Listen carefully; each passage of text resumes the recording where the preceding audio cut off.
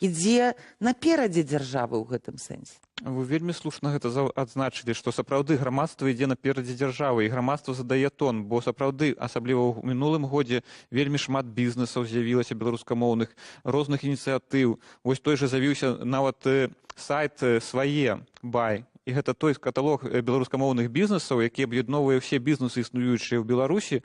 І любы бізнес, які мае беларускамоўную камунікацыю, ён можа зарэгістравацца на гэтым каталогу.